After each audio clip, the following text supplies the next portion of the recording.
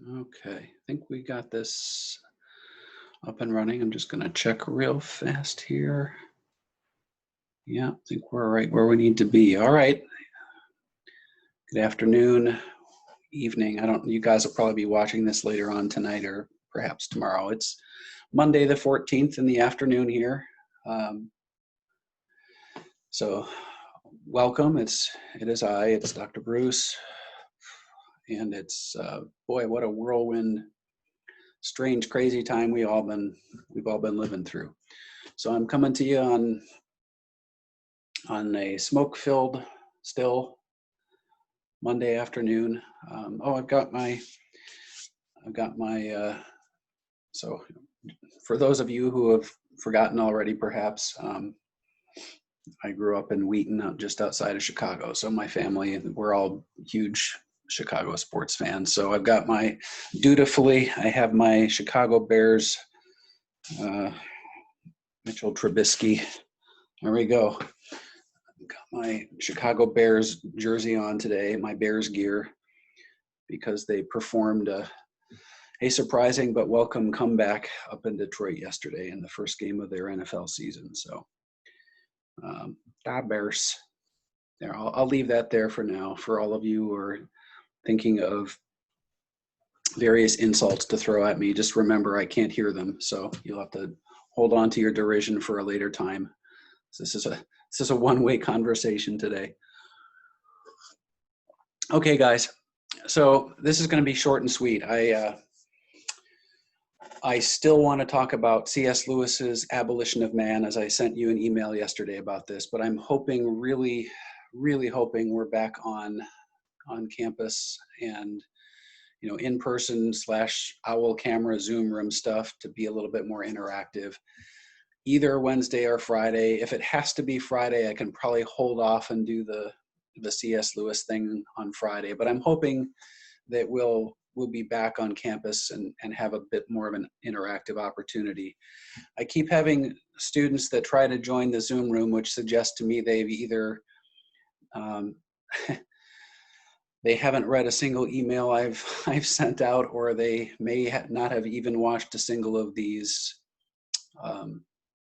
recorded video lectures. So guys, gals, it's not something that is optional. You need to be watching these. These are my syntheses. I'm bringing some stuff together for you and getting us up to speed regarding the Sire text. And you're not too far off from the first exam. So please don't get behind with the reading or with our class sessions. These are serving as our class sessions.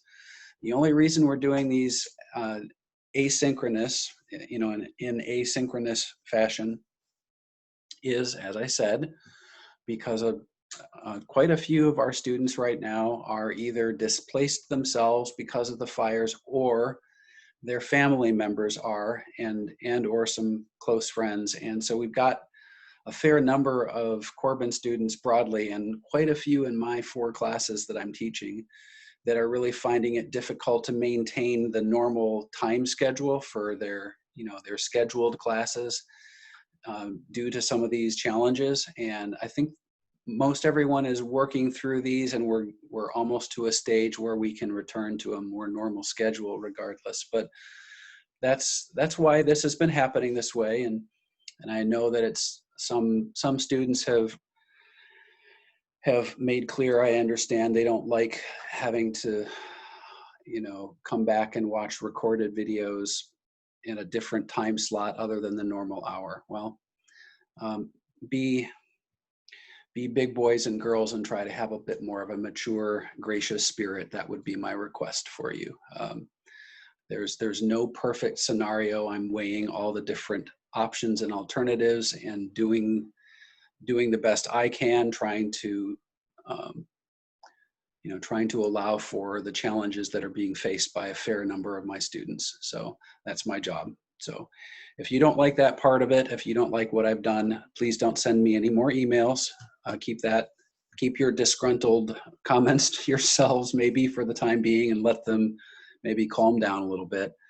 And if you still feel that I mishandled this somehow and should have gone with synchronous Zoom stuff throughout the fire crisis that we've been facing, then you can tell me in the comments on the course evaluations. That's up to you. But please know that this has nothing to do with me trying to make life difficult for anyone. It's quite the opposite. I'm trying to allow for students who are going through this and experiencing a lot of challenges to have a little more freedom in what they're doing with the classes, okay? So hopefully we'll all get to the same point of recognition. That would be my hope. That's certainly my desire in this instance. Okay, so for this week, today we're going to walk through just not very long. In fact, it will be an extremely short video. It's probably not going to be more than 5-10 minutes absolute maximum, because I just want to make you aware of a couple of concepts regarding secular humanism. And I thought maybe I'd get to these on Friday when I walked us through Marxism, but Marxism is a pretty full and developed worldview, and I wanted to take the time and wrestle with that one on its own. So here we are. I want to point out to you some issues that we would assign, that some elements that we would assign to secular humanism, and the reality is this: that what I'm seeing in our culture around us right now is oftentimes, I think, an alloy, right? A combination, an intellectual or philosophical alloy of some variant of Marxism with some secular humanism sprinkled in for good measure. What are the different ways to approach this? One thing I think is helpful, I think I do have a slide. So let me find, there's Grandpa, Uncle Carl, hold on a second. Good, okay. So, yeah, so the secular humanist comparison. So we have here a basic comparative model that I want you to be able to see. And you can do, I'm just going to depend on you. I don't usually put a bunch of terms up on screens. This one's a little bit word heavy, and I apologize, but I think it'll probably be helpful because of the compare and contrast scenario that we're seeing. So obviously we have the Christian view of a creator. There is one, there isn't one. The Christian view is the focus is on God and his authority, God's all-powerful nature, his omnipotence, his all-wise, all-knowing authority, his omniscience, his ever-present reality, his omnipresence. So God is the overseer. He is the sovereign authority over his creation that he has brought into being. And therefore he has not only the authority, but the right to define that creation, to define what he has brought into being. And he defines everything in creation, including the concepts that we regard as lawful, things like good and evil and right and wrong.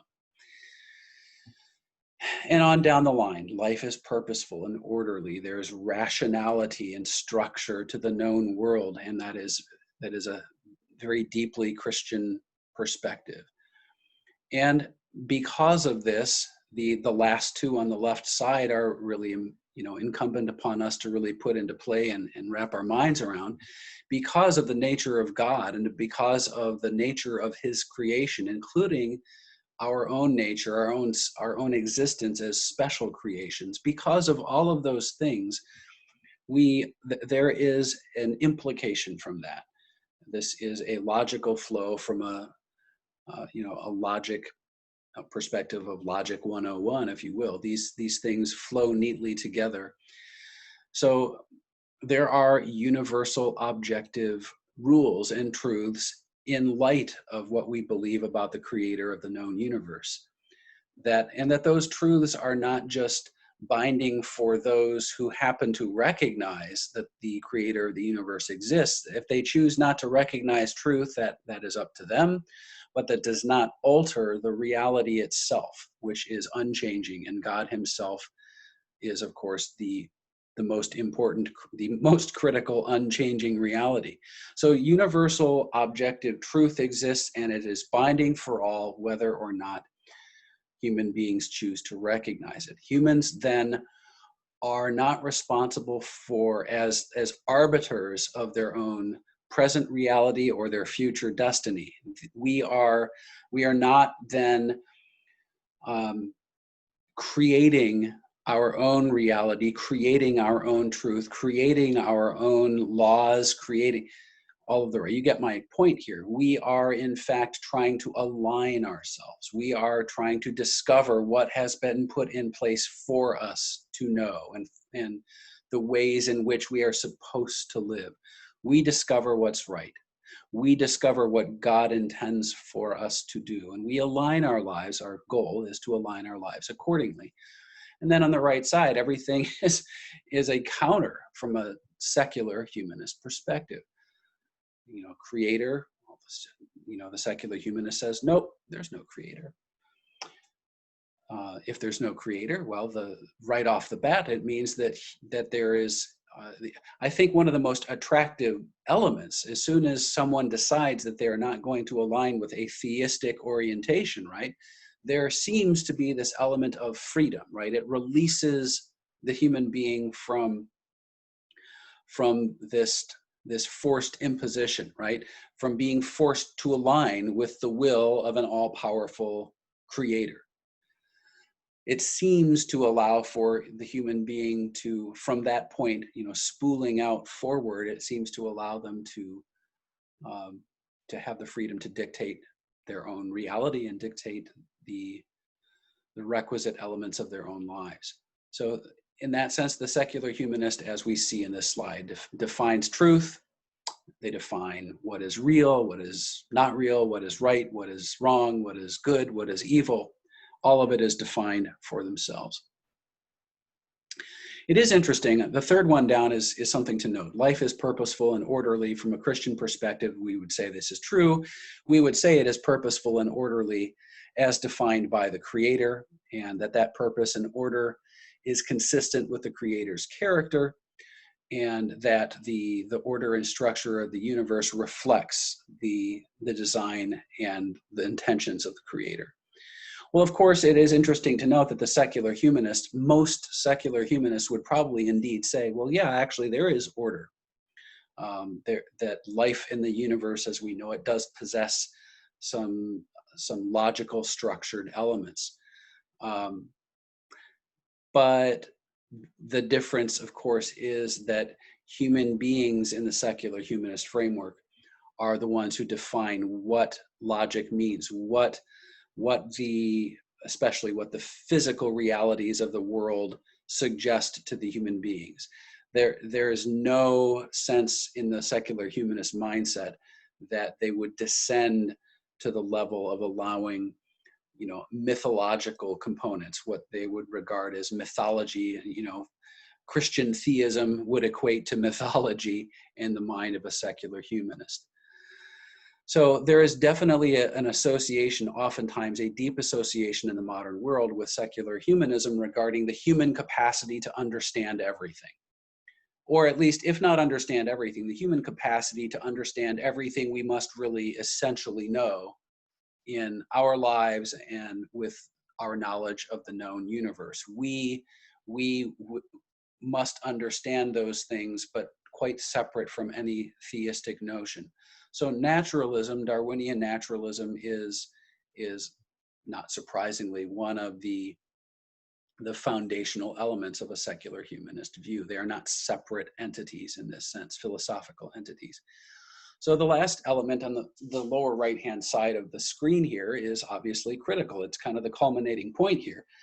In the end, humans are in charge, right? And we determine our value, we determine our worth, we determine the laws that we are willing to abide by. We determine what realities are based on the discovery of the known universe. We determine it all. We measure it all and determine what we are prepared to live by, right? So humans determine what is good, what is necessary. We determine it for ourselves. We do not rely on any outside source to do that, certainly not anything like a deity. We are doing it for ourselves, and of course the danger here is the application of Enlightenment philosophy and logic, which says, you know, human beings are in fact capable of digging through and making sense of and ordering our lives through this lens of logical deduction and scientific inquiry. So here's one of the things that I would add to the discussion for secular humanism. I would regard myself as a Christian humanist. Certainly, I'm certainly not a secular humanist. And what this means is this: there's a component of evangelicalism, for instance. There are those in evangelicalism who have a very unhealthy fear, paranoid fear of knowing, of pursuing the human capacity to know, believing that really seeing only the dichotomy here between the Christian and the secular humanist, right? There's no sort of middle ground. And I would certainly agree that we don't want to be where the secular humanist is. But I think it's also unhealthy to be the Christian with one's head in the sand, who says, you know what, I'm scared of science. You know, science is just, secular science in particular is just such a mess, and instead of digging into the nuance and trying to make some biblically informed associations with the natural world, there are a fair number of those in the evangelical Christian faith who just decide to say, I want nothing to do with those inquiries. I'm just going to read my Bible and go to church and be happy without engaging in those parts of the human experience. I think we've dug ourselves into a very difficult spot. Maybe a better way to put it is we've maybe unwittingly we put ourselves in the corner of the cultural room, so to speak. We've been kind of relegated to the corner with our dunce caps on. Some of that has been done to us, but I think we've also done some self-imposed, destruction in this sense.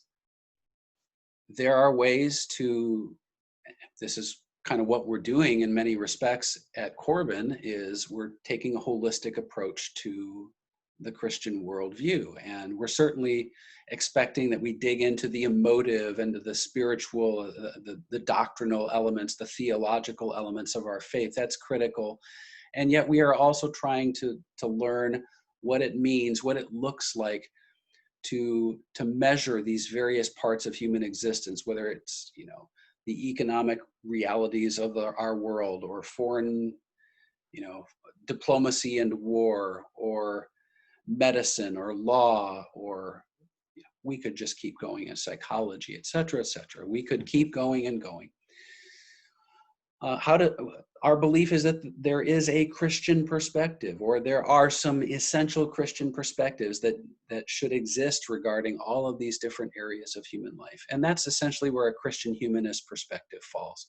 We are curious still. We believe that God intends us to know some things about our world, and He's given us the capacity to understand some really important things about ourselves, about the world, about how we relate to other people, and that a Christian perspective on the natural sciences, on medicine, on astronomy, on psychology, on finance, on entrepreneurial business, on history, on literature. We could just keep going. That the Christian perspective on these things is actually really essential to who we are.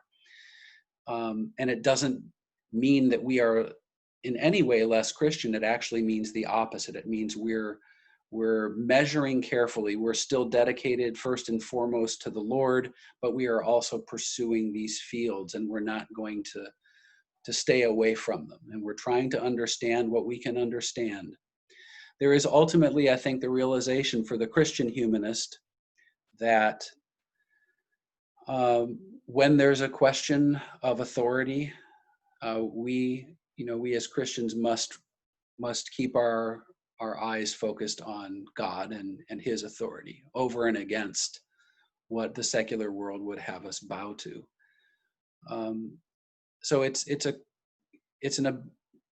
maybe a willingness to engage in the discussions of the world that are all around us, but to keep our hearts and minds still centered on Christ, so that we don't allow the secular, so that we don't allow secular definitions of life, of culture, of all the different things, so that we don't allow those to define our faith.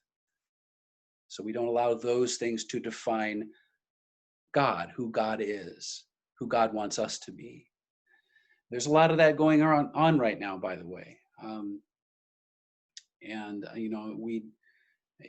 there's equal opportunity regardless of one's social and political ideology and all the rest. There's a fair amount of this going on, and I think we as Christians just need to be very careful.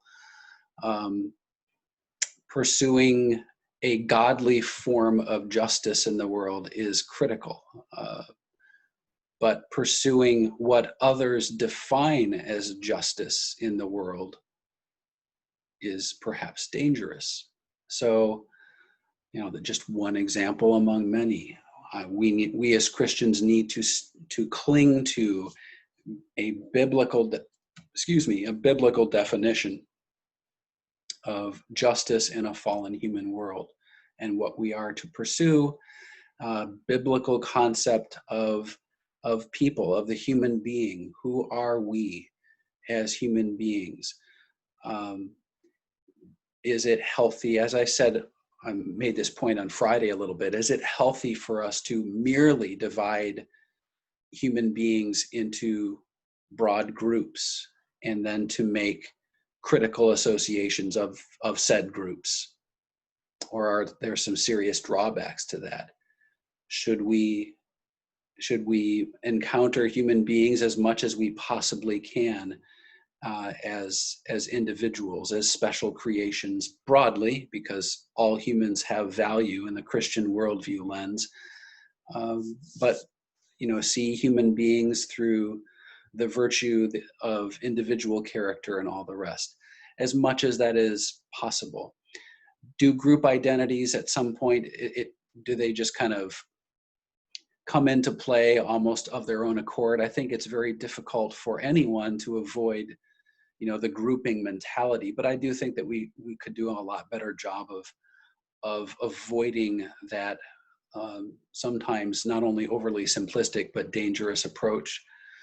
The grouping mentality has a lot of negative side effects.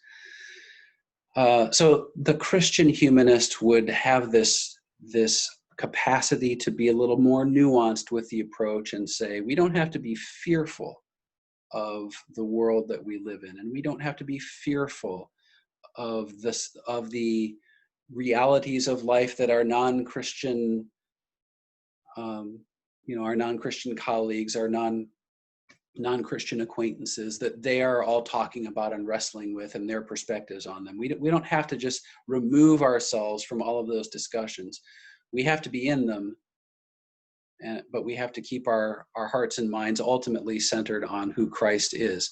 So the level of the balance of curiosity and wading into knowledge, while balancing that with scriptural foundations and scriptural precepts and things along those lines, is really the constant struggle. So I would regard myself as a Christian humanist. Many of my colleagues that I know, both at Corbin and in the academy across this country and across the world, would regard themselves as Christian humanists. C.S. Lewis certainly regarded himself as one. So I don't want you to have an entirely negative association with the philosophy of humanism. It's just that the secular application of humanism is particularly problematic for the Christian. Okay, guys, I think that's it for today. So we'll hopefully reconnect on campus, either in person in the classroom or via the OWL Zoom room on Wednesday. That, cross your fingers, we'll hope. If that does not happen, I have a fair amount of confidence that we at the very least will be back together in that format by Friday. So look for updates. I'm hoping to see you guys on Wednesday. If not, we'll continue to do probably most likely a recording thing on Wednesday if we're not back on campus. But I will just wade through and consider the options and let you know what's going on. Okay. Blessings on you all. I miss already. It's just weird being disconnected from students a little bit more than we would prefer. So hoping to get back together with you guys and interact more regularly the way that we want to. Stay safe. We'll see you soon.